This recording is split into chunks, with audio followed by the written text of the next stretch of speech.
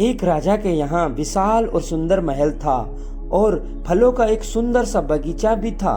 उस बगीचे में एक माली थी जो अंगूरों की बेलों की देखभाल किया करता था। माली बहुत परेशान था।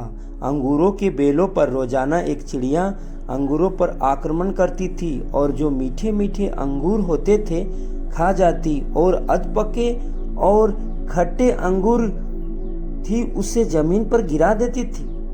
माली इस बात से बहुत परेशान था कि ये चिड़िया धीरे धीरे इस अंगूर के बेलों को तबाह और बर्बाद कर देगी। उसने बहुत कोशिश की लेकिन उस चिड़िया को कुछ कर नहीं पाई। तो उसने राजा को बताया कि आप ही कुछ करें, नहीं तो चिड़िया सब बर्बाद कर देगी और बेल कभी भी खत्म हो सकती है। तो राजा ने कहा, आप बेफिक्र रहे, आपका काम मैं कर दूंगा। राजा अंगूर के बेलों के पीछे छुप गया। जब चिड़िया बेलों में बैठकर अंगूर खा रही थी तब राजा ने झट से चिड़िया को पकड़ लिया। चिड़िया ने कहा, हे राजन, मुझे मत मारो, मुझे छोड़ दो, मैं तुझे 4 ज्ञान की बात बताऊंगी। राजा बहुत गुस्से में था। कहा, पहली बात बताओ। चिड़िया ने कहा, अपने हाथ में आए शत्रु को जाने ना दे। राजा ने कहा, दूसरी बात बताओ।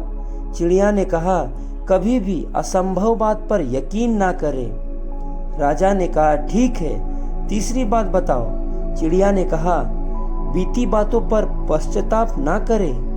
राजा ने कहा, चौथी बात बताओ, अब तेरा खेल खत्म। चिड़िया ने कहा, आप जिस तरह से मुझे पकड़े हैं मुझे सांस लेने में परेशानी हो रही है। आप थोड़ा सा छोड़ देंगे या ढील देंगे तो शायद मैं आपको चौथी बात बता पाऊंगा। राजा ने हल्की सी ढील दी। चिड़िया फुर्र से उड़ गया, डाल पर बैठ गई। चिड़िया ने कहा, राजा साहब, मेरे पेट में 2 हीरे हैं। यह सुनकर राजा पश्चाताप करने लगा और उदास हो गया। राजा की चेहरा देखकर चिड़िया ने कहा, राजा साहब, आपको 4 ज्ञान की बात बताई थी। पहली बात बताई थी अपनी शत्रु को हाथ में आने पर कभी छोड़े। आपने हाथ में आए शत्रु को यानी मुझे छोड़ दिया। दूसरी बात बताई थी असंभव बात पर यकीन ना करे। आपने यकीन कर लिया कि मेरे छोटे से पेट में 2 हीरे हैं। तीसरी बात बताई थी कि बीती बात पर पश्चाताप ना करें। आप उदास हैं, आप पश्चाताप कर रहे हैं जबकि मेरे छोटे से पेट में हीरे है ही नहीं। उसको सोचकर आप पश्चाताप कर रहे हैं। चिड़िया ने ये 4 बात राजा को नहीं हम लोगों को बताई थी।